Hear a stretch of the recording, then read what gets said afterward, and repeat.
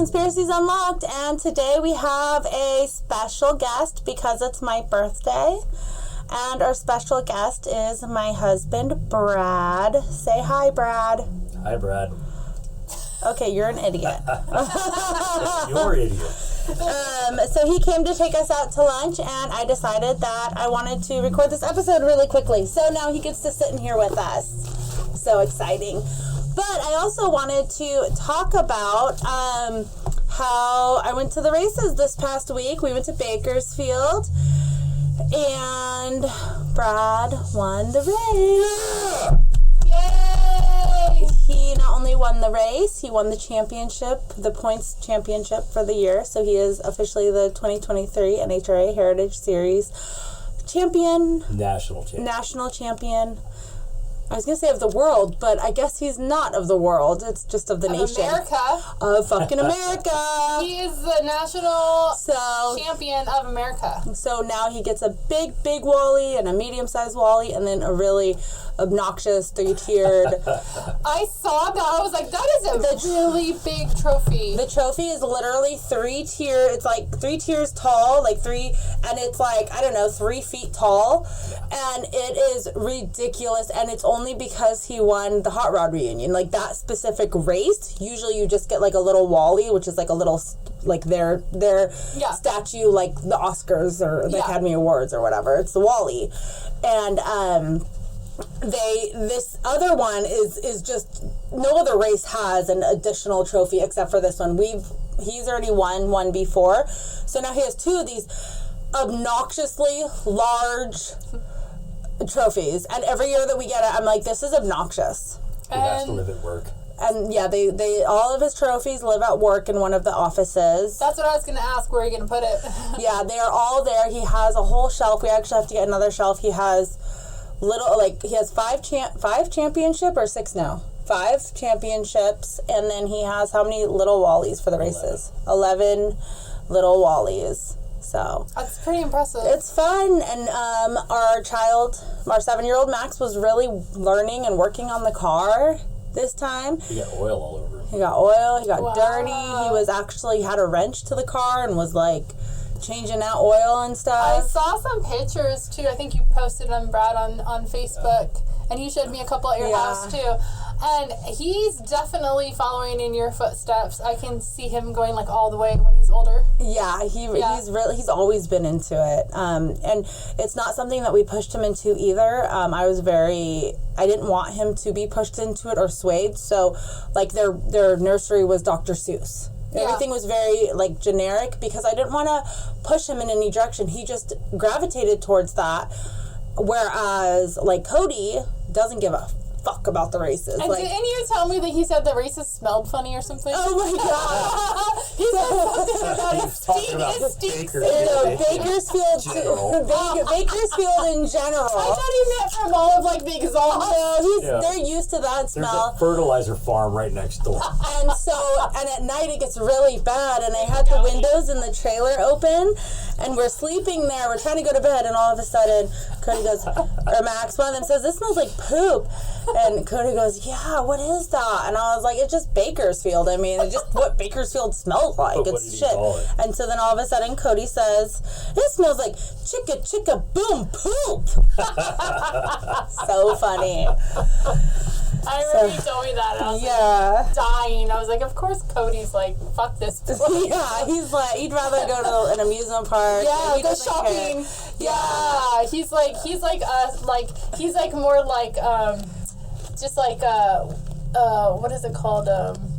Retail therapy or something. Like they have vendor row, and then they have where we get to get goodie bags and stuff, because if you purchase tickets early, you get like a goodie bag, and you just go up there. It's like a magazine, a little magnet. It's like stupid stuff. Yeah. But we get one for every ticket that we purchase advanced. Yeah. And so I was like, "Do you want to go shopping?" He's like, "Okay." Yeah. Like, no question. Okay. Yeah. Okay, let's go. He's like mommy. Yeah. And anytime they say, "Let's go shopping," he's like, "Okay." And then you know why? Huh. It's because he's a Taurus. No, that's because I'm a Taurus. We like to go shopping. I thought you said tourist. He is a tourist, I guess. Well, and He totally is a tourist. Oh, he did say tourist. A tourist. And then you know what else happened? I relearned, or I guess I forgot that I knew how to ride Brad's longboard, the skateboard. Oh, yeah. And so I was able to,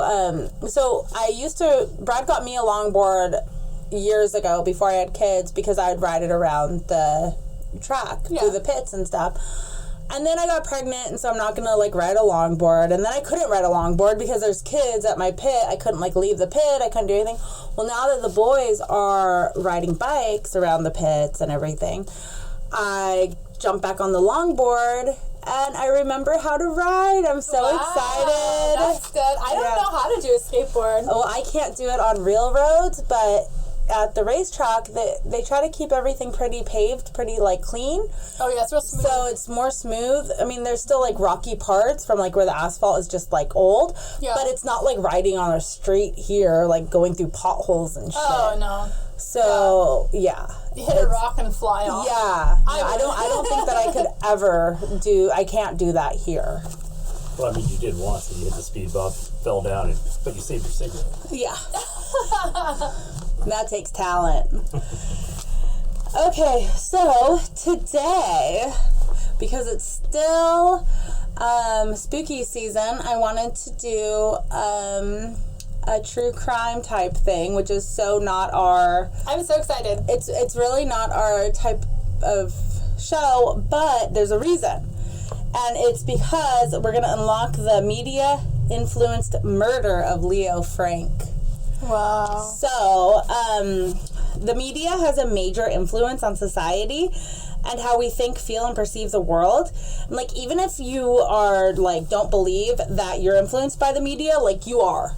We all are. Like, there's no... And Programming. And I'm not just, like, talking about, like, news media, but it's, like, all social medias, news outlets, magazines, even books are media. Media is, like, really any platform that somebody expresses information to tell to somebody else. Music is a form of media, like everything. So to say that you're not influenced by media is an impossibility. Sure. Everybody is influenced by media in some way or another. Everything you read and hear can change and influence your perspective of the world and everybody around you. We definitely see how the media plays a part in current affairs, such as #Free Britney. Mm-hmm. We, congratulations, social media, we freed Britney.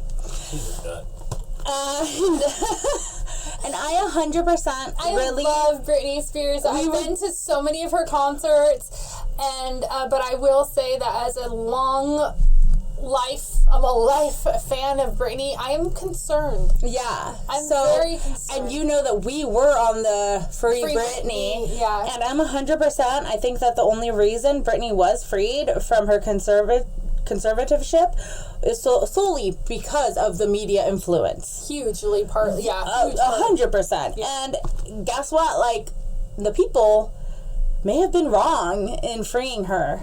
Yeah, like, now she's dancing around with knives and like stripper poles. You know what? That's a different story for a different day. Hot. Oh yeah, she's hot. Britney's always hot. I don't know. Her eyes look kind of weird. You know, the thing with Britney is I really feel that, I know this isn't a Britney episode, but I feel like really sad for her because she's been controlled so much. She has like no relationship with her children. She has, like, it doesn't seem like she has any relationship with any friends or family. She seems so isolated. And alone. And alone. And that's one of my main concerns for her because let's say she was, like, mentally stable person or she's on the right medication if she needs them or whatever. Anybody who's going to be isolated like that is going to start drifting the other way and you have to have human interaction. So I feel like when she's doing these, like, Instagram things, she is looking for attention because maybe she doesn't have anybody to talk to or anything. Like, where are her friends? Like, celebrities, like, all these people that were at her wedding, like, hello, Drew Barrymore was there, Madonna was there, Selena Gomez was there, and multiple other people. Like, go visit Britney. How is Britney? Check on Britney. she was famous then. She's not famous no more. She just got married a few years. Well, she's getting divorced now. She's getting divorced from that Sam guy. It wasn't that long ago. She's almost like Michael Jackson. She's almost hit that celebrity. She couldn't go because she can't go to the store. She can't. She's so isolated, and that's how Michael Jackson felt his entire life. Yeah, she needs interaction with people. Everybody needs interaction. I know, but I think that's what's kind of throwing her off right now.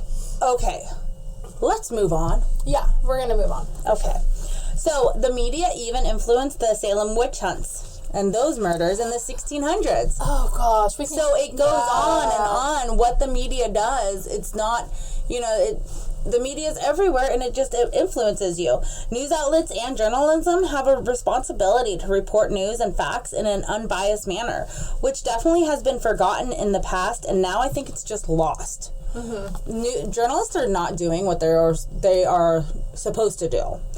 The tragic case of Leo Frank is completely the media's fault. His death and many other deaths have occurred because of the influence the media has on people. This story should serve as a cautionary tale of what happens when the media goes too far. Leo Frank was born Leo Max Frank on April 17th, 1884 in Cuero, Texas, to Rudolph Frank and Rachel Jacobs. They were Jewish American and moved to Brooklyn when Leo was only 3 months old. He graduated Pratt Institute in New York in 1902. Next, he went to Cornell University. He graduated in 1906 with a degree in mechanical engineering. His uncle Moses was a major shareholder for the National Pencil Company, which was a manufacturing plant. Uncle Moses got Frank a job there. Got Leo Frank a job there. Leo started working with them in August of 1908 after training and gaining the knowledge of the pencil manufacturing business. Leo was given the title of superintendent of the Atlanta, Georgia factory. Leo made $180 a week, which is equivalent. I did math. I was gonna say, yeah. Okay, so I totally lied. I didn't do the math because I suck at math. I went into Google and did the inflation calculator, and it told me that is equivalent to more than $5,500 per week nowadays. Oh, wow. Which equates to $286,000 per year, or $137.50 per hour. I want that job. Dang. And you know what? I was just thinking about that too. That would be a really good business to get into during that time, because you have to think, before that they had like quills and ink, right? Mm-hmm. Like for writing, and now they have a manufacturer company where they can manufacture like a lot of pencils. Obviously, it's like what's it called? Assembly line, like mass production assembly line. So there's a lot of money. Now it's just machines that do it. Yeah. People don't. It's not assembly line. Anyways, that's a lot of money because it's new technology, most likely. Yeah. So he was definitely like not underpaid. He was rolling. He was rolling hard. Not only did he earn that like base salary, he also earned a percentage of the profits. Oh, smart. So he was fucking like, he was a businessman for sure. He was sitting pretty. So while in Atlanta working, he met Lucille Sillig, whom came from a wealthy Jewish family. So it's like a match made in heaven. Mm-hmm. They were happily married in November of 1910. 2 years later, in 1912, Leo was elected the president of the Brith, which is a Jewish fraternal organization. Mm-hmm. So he was very involved with his family. He was very... the community, the Jewish community. Mm-hmm. Leo and Lucille enjoyed the traditional Jewish lifestyle, as well as going to the opera and playing bridge. Mm-hmm. They were happy and content until April 21st, 1913, when a 13-year-old girl who worked for Leo's pencil factory was laid off due to material shortages. Which, by the way, she's 13 years old. Yeah, there's no labor laws. 1913. 1913, all right. Yeah. On April 26th, she went back to the factory around noon to collect her last pay. No one saw her alive again. Oh. Dun, dun, dun, dun. She's 13. She disappeared. So her name was Mary Phagan, and she was born June 1st, 1899, into a family of farmers in Georgia. Unfortunately, her father died before she was born. before she was able to, like, be born. Yeah. So she was already conceived, obviously. So he never saw her. So her mother relocated back to the mother's hometown to be with her family in Marietta, Georgia. Then shortly after, again to East Point, Georgia, a suburb of Atlanta. Her mother opened a boarding house, and Mary had an extremely poor and inconsistent childhood, like always moving and, you know. And back then, single mom was probably hard back then. Yeah. You couldn't really work, right? You can't even, you could, but you couldn't even get, like, you couldn't even open not that they had credit cards, but you couldn't get anything in your name. You had to have a man. My grandma was single in the 60s, and she had to have her uncle or her brother sign for a house, sign for a car, sign for credit cards, sign for everything for her, because you needed a man to do all that. As a woman, you didn't have rights to do that, even in the 60s. And on top of that, everybody thought less of you, like you weren't a real person. Like, why don't you have a husband? Yeah, like, what's wrong with you? Like, what did you do? Yeah, why do you have all these kids with Super no husband? weird, like, you know, but yeah. Now it's just normal. Yeah, so yeah, that's true. I don't know if that's any better, but...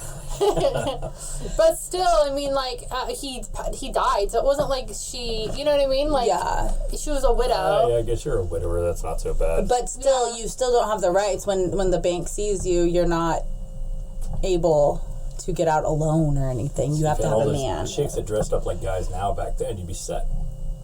I think that they tried to. I think that's kind of what started the whole women's lib thing.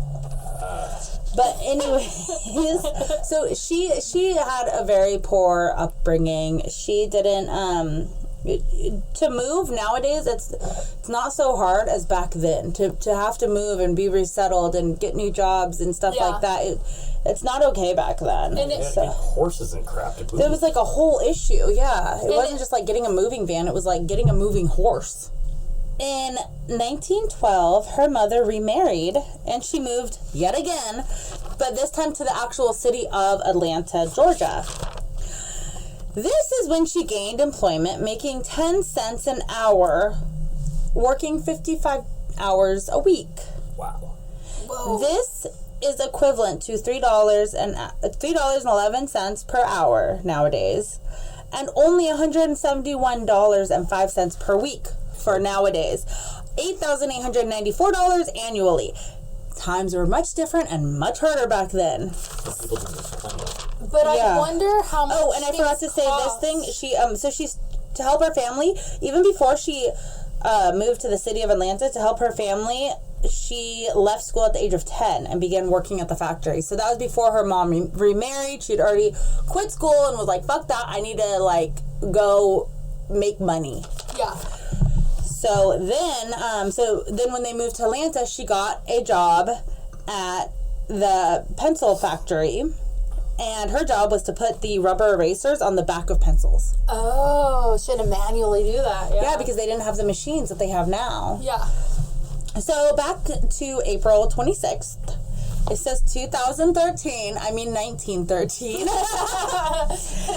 Mary went to Leo Frank to get her last pay, which was $1.20. Oh, poor girl wanted $1.20. Dude, $1.20 ended her life. Because she went there to get the that's even It worse. was cash, so you could just steal it from her. It's not like it was. No, it was a check. Can you imagine writing a check for $1.20?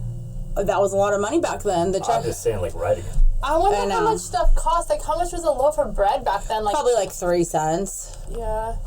Yeah. So she was never seen again until 3 a.m. on April 27th, 1913. Dude, April 27th is my birthday. That's why that date looks so familiar. That's my birthday. How funny. I kept looking at it too, and I was like, oh, maybe, and I kept putting 2013. But that's when we met, was April 2013, so I thought, oh, maybe it's just because that's like my anniversary month and year, but it's really supposed to be April 27th, 1913. Wow. So her body was found on my birthday. Yes, but like 80, 90 years prior, 80 years, 70 years prior. That's just sad, though. Okay, so, and she was found when Newt Lee, the night watchman, went down to the basement. Mary's dress was up around her waist, and she had bruises and scratches everywhere. There was a cord wrapped around her neck that dug in 1/4 of an inch, suggesting that she was strangled to death. I don't want to get into the gruesome details because this is not a murder show, but let's just say it was quite apparent she had been raped, beaten, and murdered. Blood was everywhere. I mean, that's pretty graphic already, so yeah. So the 20 didn't even matter, obviously. No. Police improperly handled the crime scene. A trail that showed her body had been dragged through, like some dust, a dust trail type thing, because it's down in the basement. There was police footprints all through that trail. And police didn't even try to investigate footprints or fingerprints. They just haphazardly were looking at the crime scene and fucking with every piece of evidence. I swear to God, Max, our 7-year-old, could do better than these police did. And meanwhile, there were 2 murder notes found with Mary's body. Notes? They left notes? Yeah, but they don't really... They come up later, but what they say, they use the N-word a lot in reference to a black man. But Was she black? Was she black? She was white. Oh. Because they're trying to blame a black guy. Always pawn it on the black dude. Okay. But it doesn't... I'm not even going to repeat what it says because it doesn't really make any sense, and I don't know why they would leave a murder note saying anything. Well, you can read the murder note and then just say N-word instead of saying it. Well, no, it doesn't make any sense, though. The murder notes don't make any sense. Well, we want to know what they say. So I found the notes, and the first note said... quote unquote, he said he would love me, land down, play like the night witch, did it, but that long, tall, black N-word did boy his self.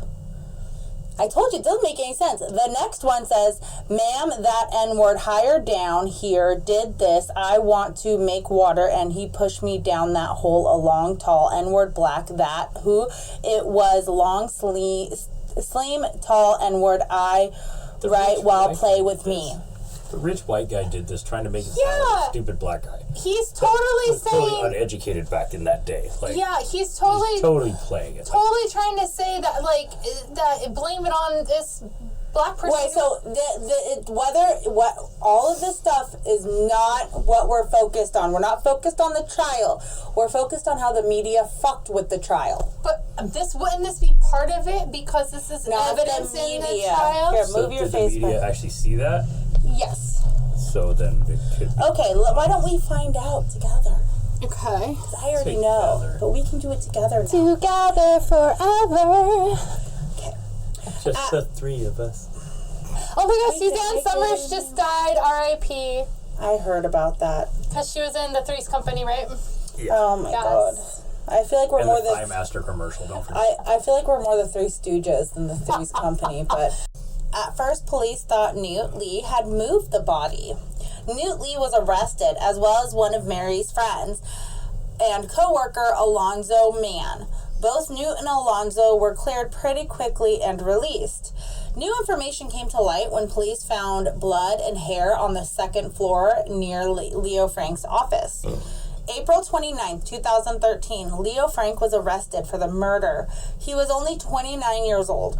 Leo was held at Fulton County Jail.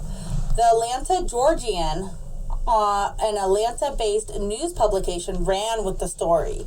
It was definitely a hot topic. Wealthy man brutally rapes and murders a young girl. What the papers failed to put a spotlight on was the fact that the police had arrested another man 2 days after Leo Frank was arrested. That other man was a janitor by the name of Jim Connolly. Jim Connolly was seen washing a shirt that had looked like it was soaked in blood. They also started to believe Jim wrote the murder notes, and Jim was a black man. After being interrogated for 2 weeks, Jim finally caved and said that Leo had paid him to write the notes after he had confessed to murdering Mary. Investigators got Jim to write 3 different affidavits against Leo. And get this, the small details in the written affidavits were not consistent.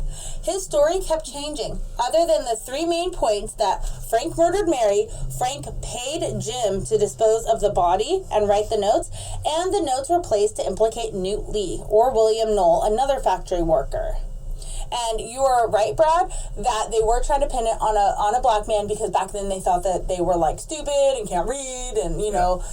Leo Frank's lawyers thought that the mismatched affidavits would hold no water with the jury and it would all just be fine.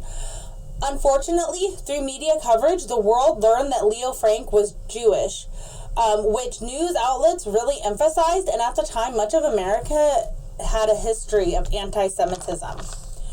The Atlanta Georgian would write many publications incriminating Leo Frank and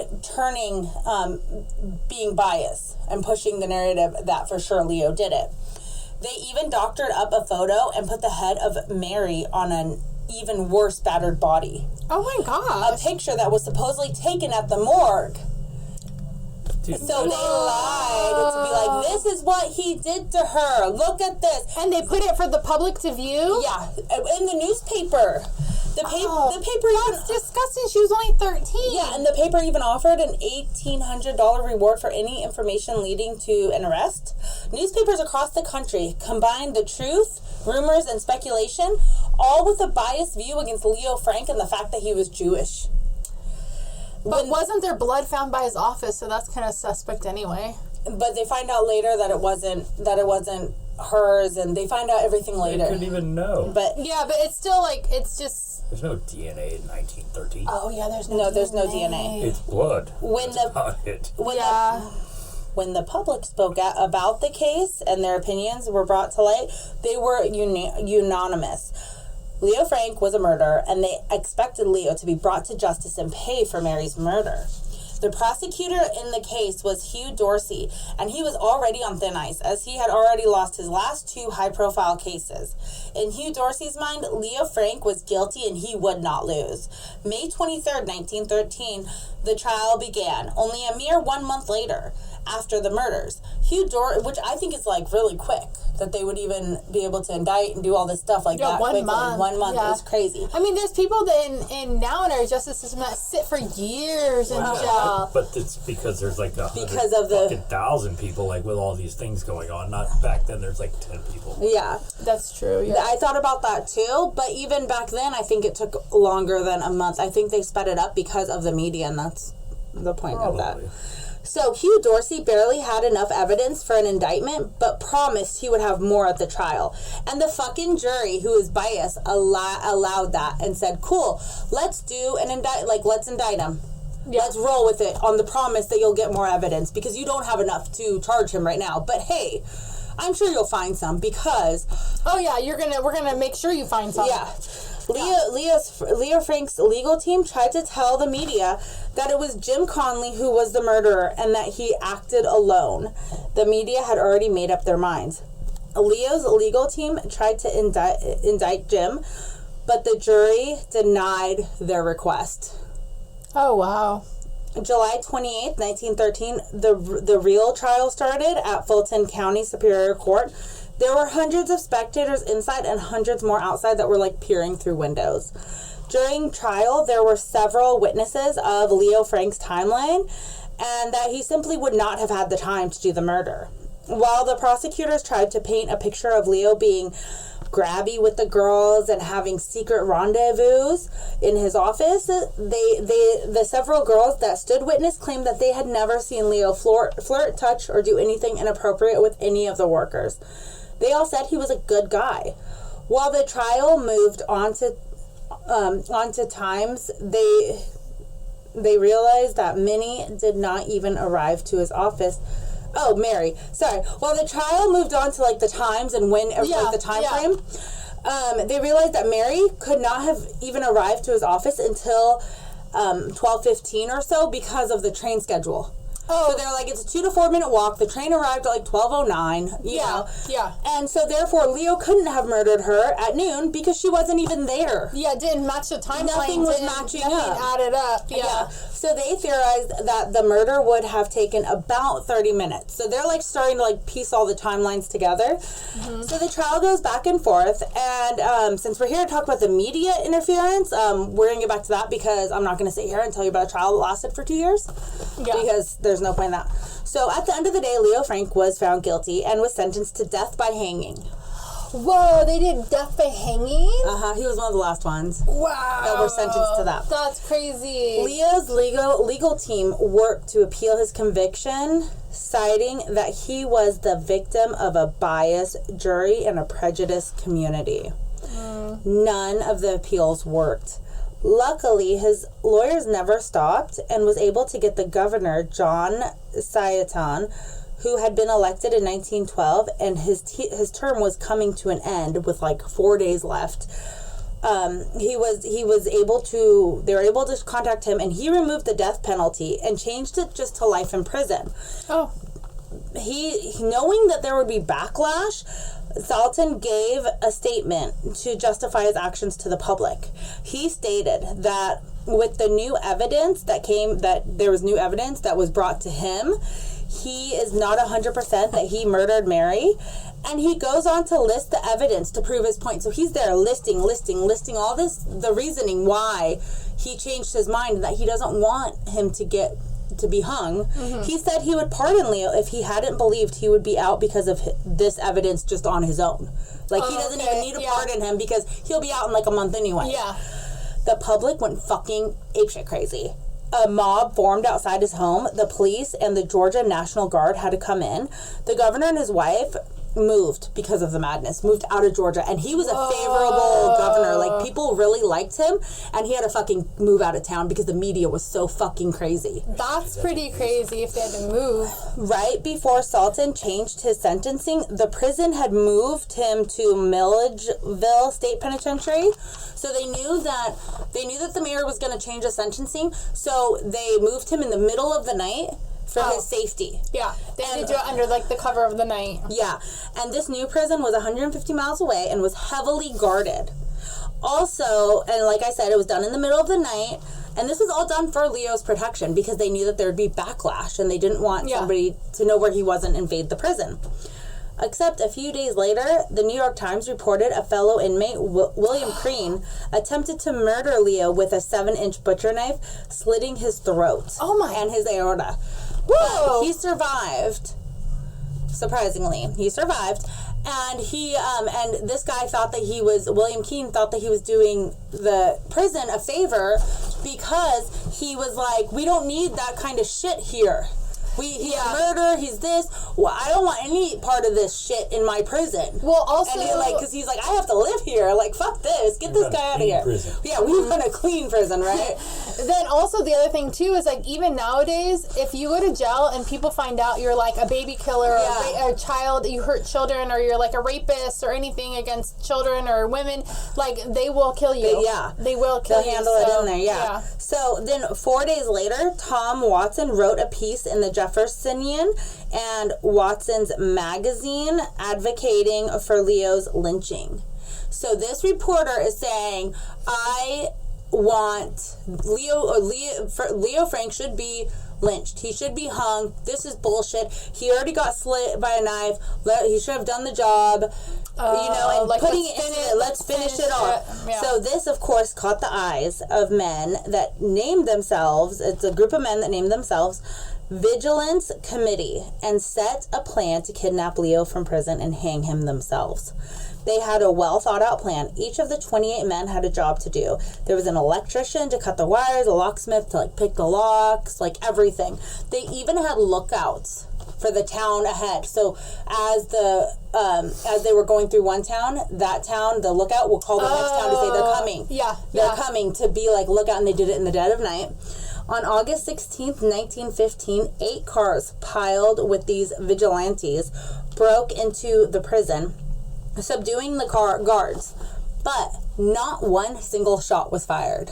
So were they really subduing the guards, or were the guards in on it? They had to be in on it, unless what they do, choke them out or something? The guards are always in on it. Yeah. They sell you drugs and cell phones, they're always in on it. So they stole Leo Frank, drove 175 miles to Mary's hometown of Marietta, Georgia, and hung him in a tree facing Mary's childhood home. Oh, wow. Hundreds of people came to see him, even preachers, everybody wanted to see his body.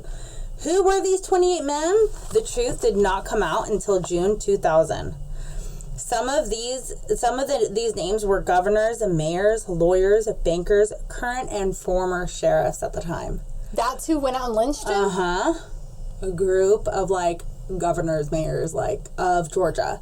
Like, the mayor of that county. Did they do it for political reasons or just because the media pressured them? The media they're blaming the media for anti-Semitism because he's Jewish. And photos of the lynching were put on postcards and sold for 25 cents. That's a lot of money if you make only 10 cents an hour. And pieces of the rope, Leo's clothes, all sorts of souvenirs, pieces of the tree. For $1.20. Pieces of the tree were sold. Pieces of the tree? The leaves, everything. The poor tree had to die too? Yes. After the hanging, over 3,000 Jews had to leave Georgia. Wow. And the ones that stuck around... The ones that stuck around could hardly leave their house, and they had to board up their windows, even during the trial. So the Jewish people that were living in Georgia at the time had to have their windows boarded up. They were being harassed in the streets just because they were Jewish. So they had to either say that they weren't Jewish, or they had to, all because the media was emphasizing that a Jewish man did this to a girl. And this was like, what, 1915? And also because he was a high-standing person in the Jewish community. So if he could do this, then somebody who's lower would follow suit and is probably raping and murdering little girls, too. Yeah, the lower class would be worse if he's the upper class. Uh-huh. Okay. So Tom Watson wrote in the Jeffersonian... the headline was, "The voice of the people is the voice of God." Like saying, like, God would have wanted him hung. Due to Tom Watson's anti-Leo Frank articles, the Jeffersonian went from selling 25,000 per issue pre-trial to 87,000 by the time Leo had died. Wow, that's a big jump. Mm-hmm. And people love the drama, and they love exciting news over the truth. After years, 71 to be exact, of re-examining the case and trying to bring justice to Leo's death in a murder he did not commit, they finally did it. They had enough evidence to prove that Leo was innocent. He was posthumously pardoned by the Georgia State Board in June of 1986. 1986? Yeah. The main reason was Mary's friend Alonzo Mann finally came forward to say he had lied. Wait, who lied? Alonzo Mann, the friend and co-worker that was arrested, was one of the first people arrested. Yeah. He saw Jim Conley holding Mary's dead body, and Jim said if Alonzo said anything, he would kill him. Alonzo even told his mom, and his mom said to be quiet, don't say anything. Well, yeah, she's going to protect her kid, but fuck. Alonzo's new testimony, along with witnesses who said they lied, and all the new evidence, it was clear that Leo Frank was not given a fair trial. So this case is more not so much if he did it or not, the fairness of the trial because of the media bias. Yes. While the Georgia Board of Pardons and Patrols did not declare Leo Frank as innocent, they did say there was an injustice done to him and the state did not protect him as they were supposed to do by law. It is clear the role the biased media played in this trial, as well as so many other trials and events that happened. So the question is, how do we, as normal people, get the truth? So for one, we can listen to us, because we tell the truth. Listen to Conspiracies Unlocked because we tell the truth. No, but really, so one, diversify your sources. If you hear something on CNN, see what Fox and ABC and CBS has to say about it as well. It's like with everything in life. There are two sides to every story, and the truth lies somewhere in the middle. Number two, you can fact check. Do not share fake shit on social media. That is how you are contributing to the divide of humanity, as well as spreading bullshit. I'm not going to lie, I've been guilty of it. But then I realized most of what is going on around social media, the memes, the cartoons, the GIFs, the reels, etc., are completely false and are put there for clickbait or because they know people will believe it. And just entertainment purposes. Yeah. It's just funny. Number three, be mindful of emotional appeals. Just like in the Leo Frank case, everyone was so focused on the murder of Mary, they threw out facts out the window. The timeline didn't even make sense, and they just threw out the facts because the media swayed their decision and pulled at their heartstrings. The media is doing it with Israel and Palestine right now. You hear about the killings on both sides with hardly any factual information, just people are dying. Well, how are we supposed to make any sort of opinion? They're pulling at our heartstrings.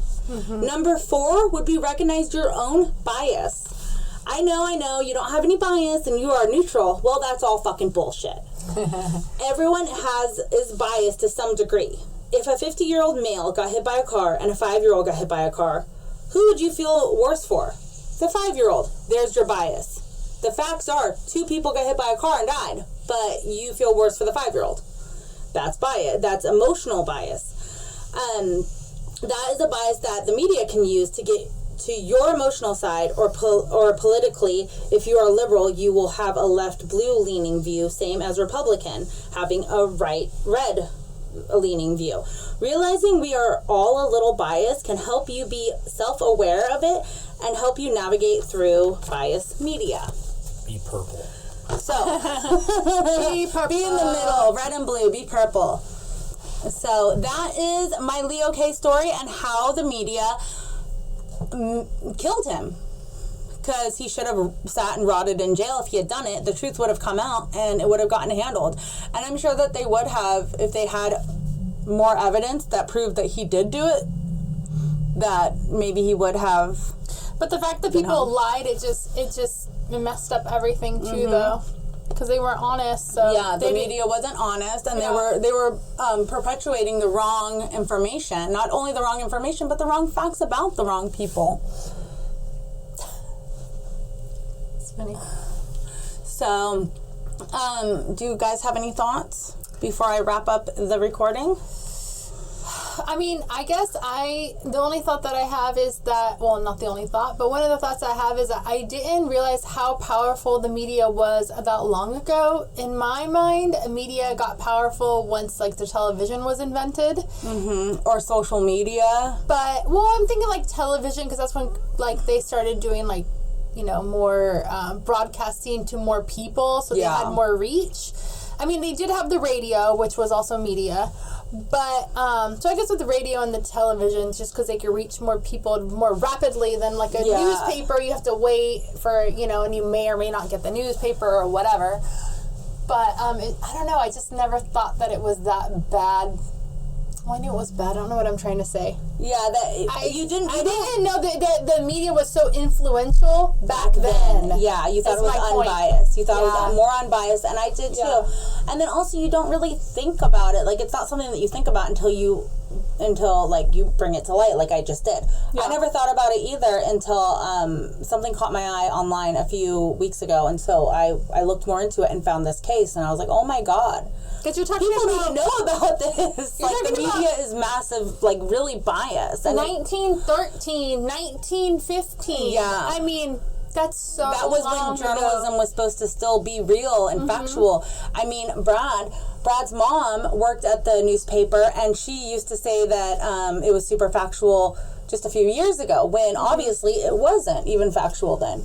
It's a lot closer to me than the internet. The internet is like the radio and the TV, you're trying to sell something. Yeah. You're selling a product, whereas the newspaper, people want to read that to get facts. Like, that's what in my opinion, that's what it was for. That makes sense, except do you think the newspaper writers know that, so they can put whatever they want because back then, like, if you watch movies, there used to be investigative reporters and things like that. Now everybody's like, you watch, like you said, you watch CNN. Oh, this happened because of this. And you watch Fox, they say the exact same thing, but against the other person. They're like literally just like, so obviously both of you are probably lying a little bit. Like, and somewhere in the middle is the truth. For, like, let's go right, let's go left. We got to, make money and blah, blah, blah. Yeah, it's all bullshit. Yeah. So be investigative. Do your work. Yes, so this doesn't happen again. And actually, there was a lot of good that came from it. They did make different laws and stuff in Leo Frank's honor, and things did happen, discriminatory laws and unbiased and things like that. Took like 60 years. It did. That is correct. So, yeah. So, okay, well, don't forget to like, share, comment, and email us your thoughts, conspiraciesunlocked@gmail.com. Thank you so much for listening. Don't forget to share, like, and subscribe. Did you say that? Yes, I did. Okay. Bye.